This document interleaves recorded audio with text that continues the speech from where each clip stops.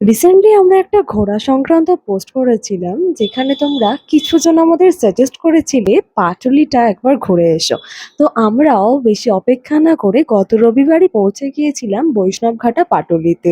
আমরা একটু বিকেল বিকেল করেই গিয়েছিলাম। আগে এখানে কিভাবে আসবে সেটা একটু বলে নিই। নিয়ারেস্ট মেট্রো স্টেশনটা পড়ছে কিন্তু শহীদ ক্ষুদিরাম মেট্রো স্টেশন। এছাড়া রেলওয়ে স্টেশন যদি বলো তাহলে নিউ গড়িয়া, গড়িয়া বা বাঘাযতীনে নেমে অটো করে চলে আসতে পারো। আর যারা হাওড়া দিয়ে যাবে, হাওড়া কামালগাছি বাস ধরে পাটুলি মোড় বা হাওড়া রুবি হসপিটাল বাসে করে রুবির মোড়ে গিয়ে ওখান থেকে অটো করে যেতে পারো। বাইক কিংবা গাড়িতে গেলে সায়েন্স সিটি মোড় থেকে বাইপাসের রাস্তাটা ধরে একদম সোজা পাটুলি মোড়, আর হাওড়া থেকে হলে সেকেন্ড ব্রিজ ধরবে, দেন মা ফ্লাইওভারে রুবি বাইপাসের রুটে যাবে। আর হ্যাঁ, এখানে এসে যেন ভুল করেও নো পার্কিং এ গাড়ি রেখো না, কোনো রকম পার্কিং চার্জেস নেই। এতক্ষণ তোমরা বিকেলের ভিডিওগুলো দেখলে, কারণ আমরা বিকেল বিকেল করে গিয়েছিলাম, কিন্তু পাটুলি সন্ধেবেলায় আরো সুন্দর।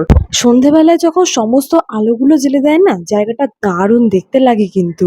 আর সেদিন এখানে এসে না আমাদের মধ্যে যেন একটা পুজো পুজো ভাইব দিচ্ছিল, যেন মনে হচ্ছে এই তো আর কদিন, পুজো বোধহয় এসেই গেছে। এখানে এই বিশ্ব বাংলার লোগো দেওয়া, এই যে সব ধর্মের সমন্বয় দেখানো হয়েছে, এটা কিন্তু খুব ভালো লাগলো। এখানে দেখলাম আমাদের দক্ষিণেশ্বর মন্দিরের আদলে একটা ছোট করে মন্দির কিন্তু তৈরি করা হয়েছে, যেখানে আবার মা ভবতারিণীর মূর্তিও রয়েছে। এখানে যা যা রয়েছে তার সাথে মানুষের কোলাহল, আলো সবকিছু মিলে একটা অন্য রকমের ভাইব ক্রিয়েট করছিল।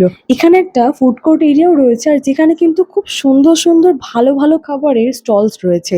আমরাও অনেকগুলো জায়গা থেকে ট্রাই করেছি, যেগুলো আস্তে আস্তে আসবে আমাদের পরের ব্লগগুলোতে। আর সব থেকে সুন্দর তো কলকাতা রিলেটেড এই স্টলটা।